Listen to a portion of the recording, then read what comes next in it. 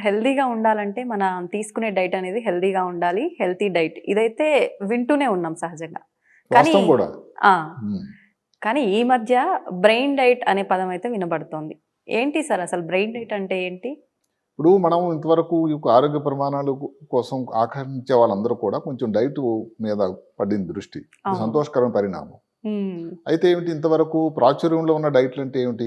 Diabetic diet. ఆ! ఏది కూడా ఇంపార్టెంట్ కాదని కాదు. హ్మ్.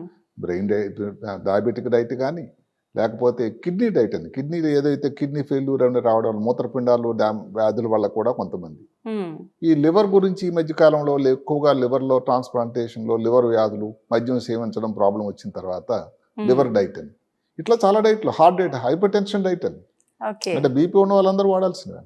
హ్మ్. ఈ డైట్స్ అన్ని ఉన్నాయి. హ్మ్. నాకు చాలా ఇబ్బందిగా అనిపించింది ఏమిటంటే, అసలు బ్రెయిన్ డైట్ గురించి ఎక్కువ మంది మాట్లాడడం లేదు. అసలు తెలీదు సార్ చాలా తెలీదు. మందికి. బ్రెయిన్ డైట్ అన్నది ఏమిటంటే మెదడుకి ఉపయోగకరమైనటువంటి ఏదైతే ఉందో డైట్.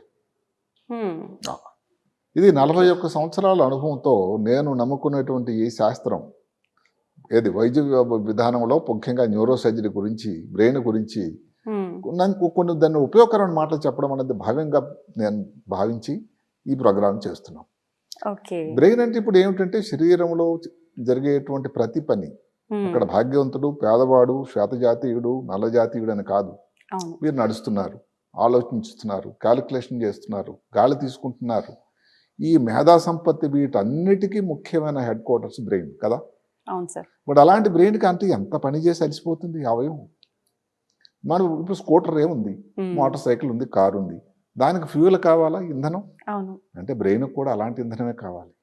ఓకే. ఏదన్నా కానీ ఇందులో పెట్రోల్ అయిపోతే ఏమవుతుంది, మొరాయిస్తుంది వెహికల్. అవును. మెదడుకు కూడా ఈ పనులన్నీ ప్రతిరోజు చాకచక్యంగా క్రమం తప్పకుండా హ్మ్. భగవంతుడు పిలిచినంత వరకు 60 సంవత్సరాలు 70 సంవత్సరాలు పని చేయాలంటే హ్మ్. దానికి ఎంత అవసరం ఈ మేధా సంపత్తిని మెయింటైన్ చేయడానికి. అవును. కాబట్టి బ్రెయిన్ డైట్ తాలూకా ముఖ్యత ఇంత అంత కాదు.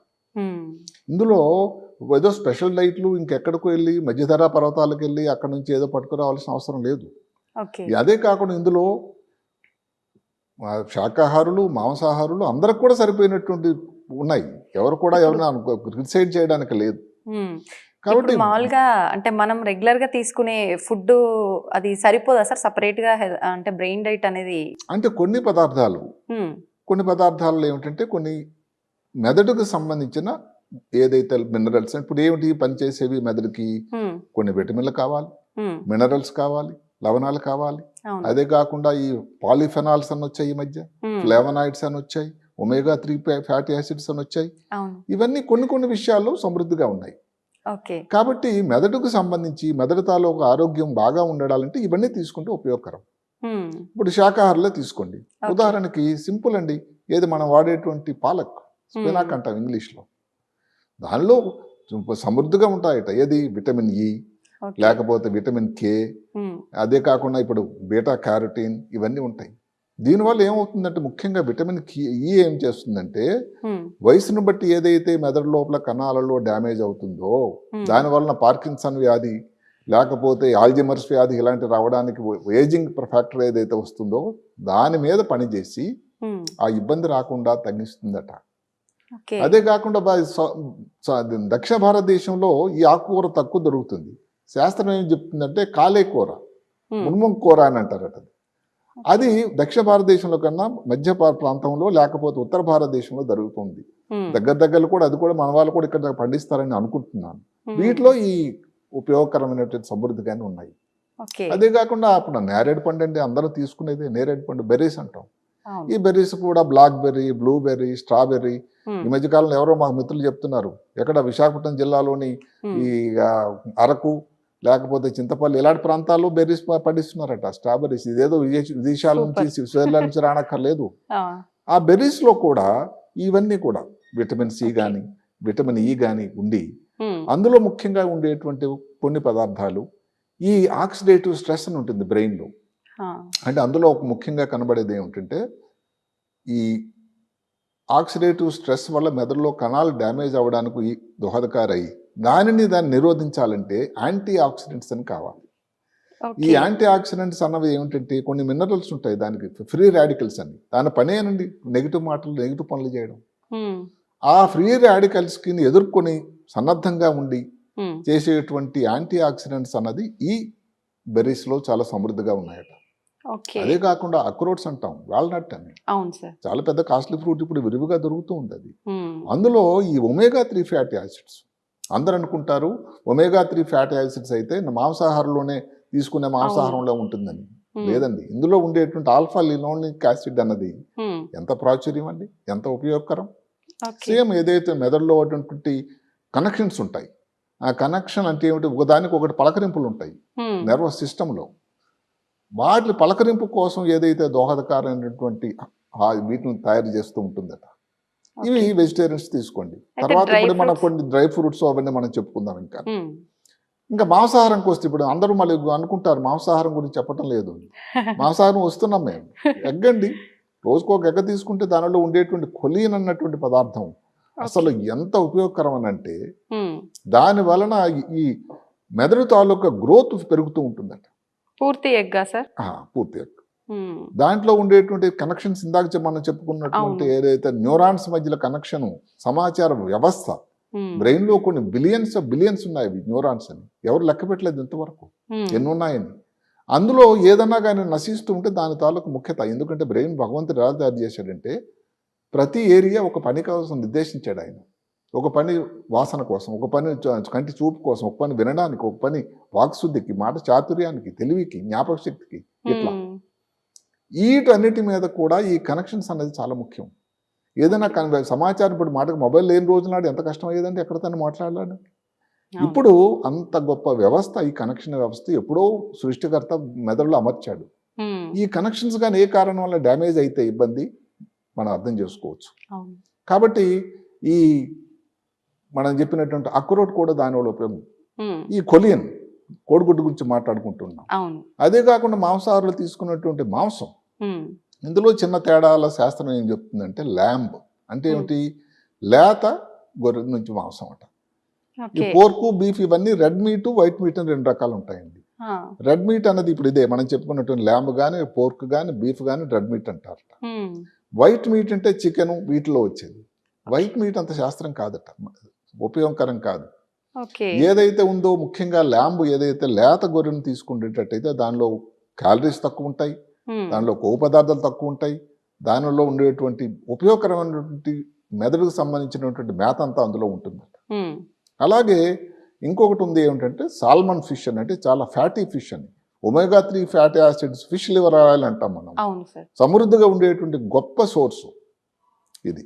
హ్మ్. అంటే ఇవన్నీ కాగ్నిటివ్ ఫంక్షన్, జ్ఞాపక శక్తికి, క్యాలిక్యులేషన్కి, మేధా సంపత్తికి, లేకపోతే ఇదేందో అమ్ముతుందంటే 60-50 సంవత్సరాల తర్వాత రోజుకి భారతదేశంలో కూడా ఆల్జిమర్స్ వ్యాధి వాళ్ళు బాధపడే వాళ్ళు ఎక్కువైపోతూ ఉన్నారు. ఓకే. ఏదైతే తెల్ల జుత్తు వచ్చి ఇలాగ హ్మ్. జుత్తు తగ్గిపోతూ ఉందో అలాగే కణాల సంఖ్య కూడా తగ్గిపోతూ ఉందట. వీటన్నిటికీ పెంపొందించడానికి ఉపయోగపడేటువంటి ఒక ముఖ్యమైన ఈ ఆహారం నాన్ వెజిటేరియన్స్లో మనం చెప్పుకున్నటువంటి ఫిష్. ఓకే. అలాగే వెజిటేరియన్స్లో మనం చెప్పుకున్నాం వాల్నట్. అవును సార్. ఎక్కడైనా కానీ ఒమేగా 3 ఫ్యాటీ యాసిడ్స్ అవసరం. హ్మ్. అది 2 వెజిటేరియన్ ఏదైతే శాకాహారులతో తీసుకునేటువంటి పదార్థాల్లో కానీ, మాంసాహారులు తీసుకునే పదార్థాల్లో కూడా హ్మ్. ఉన్నాయి. ఓకే. అయితే మా మాంసాహారులతో అడ్వాంటేజ్ ఏంటంటే వాళ్ళు శాకాహారం తీసుకోగలరు, మాంసాహారం తీసుకోగలరు. అవును. శాకాహారులు అయితే మాంసాహారం తీసుకోపోవచ్చు. అవును. ఇప్పుడు అందుకని సరిపోయినట్టు కొన్ని డ్రై ఫ్రూట్స్ హ్మ్. ఇవన్నీ ఉన్నాయి. ఉదాహరణకి ఇప్పుడు మీరు పసుపు అనుకోండి, పసుపు మాంసాహారంలో కూడా మాంసాహారంలో వాడతారు కదా. అవును. అసలు గొప్ప పరిశోధన ఏమిటంటే పసుపు భారతదేశంలో అంత ఎక్కువ వాడకడం వల్ల దానిలో ఉండే కర్కుమిన్ అని ఒక పదార్థం ఉంటుంది. అది పెద్ద యాంటీ ఆక్సిడెంట్. హ్మ్. మెదడులో ఉండేటువంటి ఒక వ్యవస్థ ఉంటుంది, బ్లడ్ బ్రెయిన్ బ్యారియర్ అని. దాని లోపలికి వెళ్ళేటువంటి శక్తి ఉందట దానికి. పసుపుకి. ఓకే. కాబట్టి అసలు ఈ టైంలో ఏది మన కోవిడ్ టైంలో కూడా మాట వినుంటారు, పసుపుతో ఏదైనా పాలు తాగండి, దానివల్ల రోగ నిరోధక వ్యవస్థ పెరుగుతుంది, బ్రెయిన్ డ్యామేజ్ కాదని. ఇలాంటి ఈ వ్యాధులు రాకుండా ఏదైతే మనం చెప్పుకున్నటువంటి న్యూరో డిజనరేటివ్ డిజీజ్ అని అంటాం, అవి రాకుండా చాలా ఉపయోగకరంగా ఉంటుందట. ఓకే. అదే కాక ఒక కారణం ఆల్జిమర్స్ వ్యాధి అనేది పరిశోధనలో క్లియర్గా తెలిసిందంటే, హ్మ్. అమెరికాలో ఉన్నటువంటి జనాభాకు చూసుకొని పర్సంటేజ్ తీసుకుంటే, హ్మ్. భారతదేశంలో ఉన్నటువంటి 140 కోట్ల జనాభా తీసుకుంటే భారతదేశంలో ఈ ఏదైతే ఉందో ఆల్జిమర్స్ వ్యాధి తక్కువ అండి. దీనికి కారణం ఏదో మనం మంచి వాళ్ళం అయిపోయింది కాదు, మనం వాడేటువంటి పసుపు వల్ల. ఇది ప్రపంచం అంతా, ప్రపంచ ఆరోగ్య సంస్థ కూడా గ్రహించింది. అంత ఉపయోగకరమైనది పసుపు. పసుపు Okay. అందుకని ఎంత విరివిగా వాడుతుంటే వాళ్ళలో ఈ ఇబ్బందులని రాకుండా ఉండడానికి లోను కాకుండా ఉంటుంది. ఇంకోటి మన రోజు మామూలుగా సాంబార్లో ఉన్న రసంలోని చేసేటువంటి పంకిన్, గుమ్మకాయలు ఉండేటువంటి కొన్ని సీడ్స్ నుంచి ఓకే. అన్ని లవణాలు, మినరల్స్ అనుకున్నాం మనం, చాలా పోషక అవును. పదార్థాలు, అవును జింక్ అని, కాపర్ అని, మ్యాంగనీస్ అని, Hmm. ఇవి ఏదైతే కణాల తాలూకా డెవలప్మెంట్, మెదడులో ఉండే కణాల డెవలప్మెంట్ కోసం ఉపయోగపడేవి. మనం అందరం వాడేటువంటి కాఫీ ఉండనే ఉన్నది. అందరూ అనుకుంటారు కాఫీ వల్ల ఇబ్బందా మంచా అని. రెండు అవును. మాటలు చెప్తాం కాఫీ గురించి. కాఫీలో ఉండేటువంటి కెఫీన్ అనేది పెద్ద యాంటీ ఆక్సిడెంట్ అండి. అది ఎట్లాగంటే మిమ్మల్ని స్టిమ్యులేట్ చేస్తుంది. ఒక్క కాఫీ కూడా తాగారంటే ఇంకా కొంతసేపు ఉత్తేజంగా ఉంటారు. దానికి శాస్త్రోక్తంగా కూడా ఎడినోసిన్ ఒక నిద్ర పుచ్చేటువంటి ఒక హార్మోన్ ఉంటుందట, దానిని ఇది అటాక్ చేస్తుంది. కాబట్టి కాఫీ తాలూకు ఎఫెక్ట్ సస్టైన్ అంత వరకు కూడా చాలా ఉల్లాసంగా ఉంటారు. అదే కాకుండా మెమరీ పెరగడానికి కూడా ఉపయోగపడుతుందట.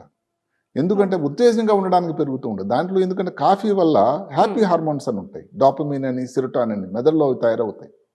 ఇట్లా కాఫీ కానీ మోతాదు, లిమిట్గా మోతాదులు, ఏదో 3 నుంచి 4 కప్పులు డైలీ తీసుకోవచ్చు.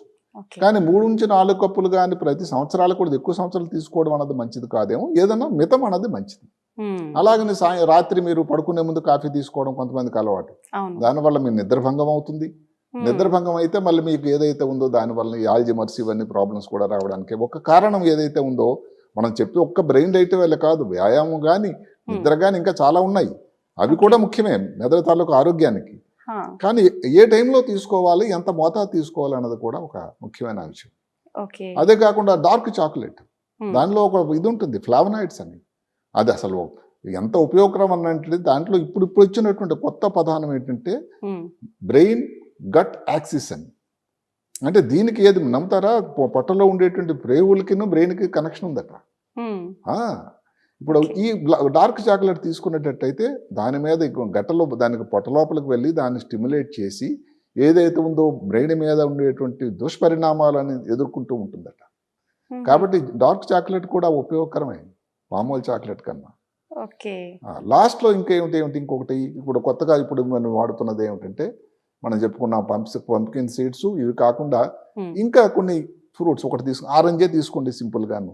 అందులో ఉన్నటువంటి వైటమిన్ సి మెదడు లోపల ప్రతి కణానికి దాని ఉత్తేజంగా ఉండడానికి, డెవలప్మెంట్ కోసం, మెదడు గ్రోత్ కోసం చాలా ఉపయోగకరమైంది. అది ఒక్క ఆరెంజ్ తీసుకుంటే అంత వైటమిన్ సి వస్తుందంటే మీరు విటమిన్ సి టాబ్లెట్ వేసుకోకర్లేదు. అలాగే మీ ఇంటి దగ్గర పెరట్లో దొరికే గోవా, జాంపండు సింపుల్గా సరే. ఇంకా కానీ మీరు కొంచెం ఆర్థికంగా కానీ మీరు చేయగలిగితే కివీ ఫ్రూట్, టొమాటోస్ అండి. టొమాటో నిండా పుష్కలంగా వైటమిన్ సి ఉంది.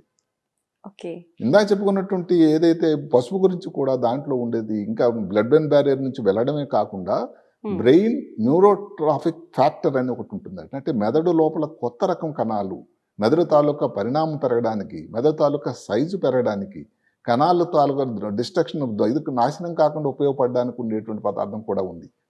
కాబట్టి నా లిస్టులో ఫస్ట్ వాడడం రెగ్యులర్గా వెజిటేరియన్స్, శాకాహారులు, మాంసాహారులు పసుపు విరివిగా వాడండి. ఏ విధంగానైనా కూరల్లో కానీ పసుపు దేంతో పాలలో తీసుకోవడం కానీ. పంప్కిన్ సీడ్స్ అన్నది చాలా చీప్. అవి కాఫీ ఒక 2 కప్పులు 1-2 కప్పులు సేవించండి, దానివల్ల నష్టమైతే లేదు. సీడ్స్ ఎంత మోతాదులో తీసుకోవచ్చు? సీడ్స్ కూడా ఒక పరిణామం, దానికి ఇంత సైజ్ అంటే లిమిట్ అంటూ ఇంత ఇవ్వలేదు. కానీ అప్పుడప్పుడు దానిలో మీ భోజనంలో ఒక భాగంగా అది పెట్టుకుంటూ ఉండండి.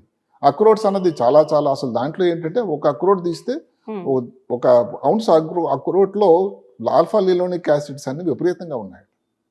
కాబట్టి అది కూడా ఏదో దానికోసం సాల్మన్ ఫిష్ తినాల్సిన అవసరం లేదు వెజిటేరియన్స్, వరి అయిపోవడానికి లేదు, దానికి సరిపోయినంత ఉన్నాయి. కాబట్టి ఈ సింపుల్ ఇవన్నీ కూడా ముందు ఏంటంటే ఈ విరివిగా వాడేటట్టయితే మనం ఏదైతే ఉందో భారతదేశంలో ఈ ఆల్జమర్స్ వ్యాధి, పార్కిన్సన్ వ్యాధి, ఎలా న్యూరో డిజనరేటివ్ డిసీజ్ ఏవన్నీ ఉన్నాయో రాకుండా. ఎందుకంటే చూస్తుంటే కొంతమందికి ఆల్జమర్స్ వ్యాధి చాలా బాధాకరంగా అనిపిస్తుంది. మనిషి తన ఉనికినే మర్చిపోతాడు. వాకింగ్కి వెళ్తాడు, ఇంకొక వీధిలోకి వెళ్ళిపోతాడు, ఎవరో చూసుకొని రామారావు గారు ఇక్కడికి వచ్చారట తీసుకురావడం జరుగుతూ ఉంటుంది. ముందు నుంచి మిగతా జాగ్రత్తలు చాలా ఉన్నాయి. మనము ఒక్క బ్రెయిన్ డైట్, ఆహారం మీద దృష్టి ఈ రోజు ప్రోగ్రాంలో పెట్టాం. మిగతా ఉంటే నిద్ర కానీ, లేకపోతే అందరితో కలిసి ఉండడం కానీ, నడక కానీ, వ్యాయామం కానీ, ఊబకాయం రాకుండా బీపీ షుగర్ ఉంటే కంట్రోల్ చేయడం కానీ, ఇలా చాలా ఉన్నాయి. కానీ అవన్నీ ఎంత ముఖ్యమో ఈ ఆహారం కూడా, మనం తీసుకున్నటువంటి ఆహారం కూడా అంతే ముఖ్యం. కాబట్టి ఈరోజు బ్రెయిన్ డైట్ మీద మనం దానికి స్ట్రెస్ చేయడం జరుగుతూ ఉంది. మిగతా ఆహారాలాగే దీనికి కూడా ఆహారం ఒకటి ఉంది. ఇవన్నీ చెప్పుకున్నటువంటి ఆకుకూరలు, కాయగూరలు, బీన్స్ బ్రహ్మాండం అట బీన్స్ వల్ల. అదే కాకుండా ఈ మనం చెప్పినటువంటి చిరుధాన్యాలు, మిల్లెట్స్ కానీ, మిల్లెట్స్లో కూడా చాలా మంచి ఉపయోగకరంగా ఉన్నాయి. వాడకం చేసేటువంటి పసుపు, పంప్కిన్ సీడ్స్, తీసుకునే కాఫీ, ఆరెంజ్ కానీ, లేకపోతే నాన్ వెజిటేరియన్స్ మనం చెప్పాం ఏదైతే చిన్న లేత ల్యాంబ్, గొర్రె మాంసం, కోడిగుడ్డు. చాలా మంది వెజిటేరియన్స్ కూడా సేవిస్తున్నారు కోడిగుడ్డు. ఈ మధ్య కోడిగుడ్డు వెజిటేరియన్ అయిపోయింది. లాస్ట్లో అనుకున్న సాల్మన్ ఫిష్ కూడా ఉన్నాయి. కాబట్టి డైట్ అన్నది ఏదో స్పెషల్గా మనం ఎక్కడికి వెళ్ళి సంపాదించాల్సింది కాదు. మనం రోజు వాడుతున్నదే కొంచెం పద్ధతిలో వాడి మెదడుని మనం దోహదకారి, పర్టికులర్గా చిన్నపిల్లల నుంచి కానీ ఇదే కానీ ఈ ఆహారం కానీ అలవాటు చేస్తే వాళ్ళు తర్వాత 60-70 సంవత్సరాలు వచ్చేసరికల్లా ఈ న్యూరోడోజనరేటివ్ డిజీజ్ రాకుండా, బారిన పడకుండా ఉండడానికి దోహదకారి అవుతుంది. కాబట్టి బ్రెయిన్ డైట్ అనేది చాలా చాలా ముఖ్యం. ఏదైతే మనం ఇంకెన్నిసార్లు చెప్పుకున్నా కానీ భారతదేశం ఆర్థిక ప్రగతి, టెక్నాలజీలో ఆల్రెడీ చాలా వేవ్స్ చేస్తున్నారు. అమెరికాలో అందరూ టాప్ టెక్నోక్రాట్స్ అందరూ మన వాళ్ళే. ఎందుకంటే భారతీయులు ముందు నుంచి కూడా భారతీయతలో ఉండేటువంటి ఈ తెలియకుండానే బ్రెయిన్ డైట్ మనం తీసుకోవడం వల్ల ఇప్పుడు ఎవరికి తెలుసు పసుపు వాడేటప్పుడు ఇంత ఉపయోగకరం అని. ఇప్పుడు మామూలుగా వెస్ట్రన్ ఏదైతే ఉందో క్యూజిన్లో ఎక్కడ కూడా పసుపు వాడకం చాలా తక్కువ. కాబట్టి ఇంత ముఖ్యత మనం తెలియకుండానే ఆపాదించుకుంటున్నాం. అది మన దేశంలో రెడీ అవైలబుల్ ఉంది. ఈ మధ్యకాలంలో భారత ప్రధానమంత్రి నిజామాబాద్లో ఏది కమిషన్ ఒకటి పెట్టారు దానికోసం డెవలప్ చేయడానికి పసుపుని, నిజామాబాద్, ఆర్మూర్ ఆ ప్రాంతంలో. ఇవన్నీ కూడా భారత ప్రభుత్వం నుంచి కూడా చాలా ప్రయత్నాలు జరుగుతూ ఉన్నాయి. మనం దాన్ని వాడుతూ ఉండాలి. అందరికీ మంచి జరగాలని మనం కోరుకుందాం. సార్, లాస్ట్లో నాది ఒక చిన్న డౌట్. జనరల్గా ఇంట్లో అంటే చెప్తుంటారు పెద్దవాళ్ళు, బెండకాయ తింటే బ్రెయిన్ షార్ప్గా పనిచేస్తుందిరా, బెండకాయ కూర ఎక్కువ పెట్టాలి పిల్లలకు అని చెప్పి. నిజంగా బెండకాయ వల్ల కొంత ఉపయోగకరం అది. అంటే ఇప్పుడు మనం ఏంటంటే ఇంకొక మాట, ఈ 3 చెప్పామంటే మిగతా వాళ్ళ ఉపయోగం లేదని కాదు. ఇందులో ఒక బ్రెయిన్ డైట్ దాంట్లో ఏంటంటే కొన్ని ఉపయోగకరమైన మనం చెప్పాము. అదే కాకుండా బీరకాయ ఇవన్నీ కూడా సింపుల్ అవన్నీ తీసుకుంటే, ముఖ్యంగా బెండకాయ చాలా కామన్గా వాడేది. రెగ్యులర్ గా చెప్తుంటారు కూడా సార్ ప్రతి ఇంట్లో వాడితే దాని వల్ల పెరుగుతుంది, మేధా సంపద పెరుగుతుందని. తప్పకుండా అది కూడా తీసుకోండి. మనం దానికి బెండకాయకి వ్యతిరేకం కానే కాదు. బెండకాయకి వ్యతిరేకం అని కాదు సార్, మీ మాటల ద్వారా వింటే ఇంకొంచెం. అంటే నేను మామూలుగా చదివి సేకరించిన దాంట్లో ముఖ్యంగా ఈ దృష్టిలో ఏవైతే పోషక పదార్థాలు బ్రెయిన్ కోసం ఉపయోగకరమైనవో వాటిలో పుష్కలంగా ఉండే కొన్ని ఆహార పదార్థాలను మనం ఎంచుకున్నాం. మిగతా వాటిలో తక్కువ ఉన్నాయని కాదు. అయితే సమయాభావం వల్ల అన్నిటిని చెప్పలేము కాబట్టి వీటిని కొన్ని మనం చెప్పడం జరిగింది. నిజంగా అంటే బ్రెయిన్ డైట్ అనగానే దానికోసం ప్రత్యేకించి ఏం డైట్ ఉంటుందా అనే ఒక ఆలోచన అయితే ప్రతి ఒక్కరిలో ఉంది సార్. క్లియర్ అయిపోయింది సార్ మీ మాటల ద్వారా. Thank you sir, thank you very much. నమస్కారం.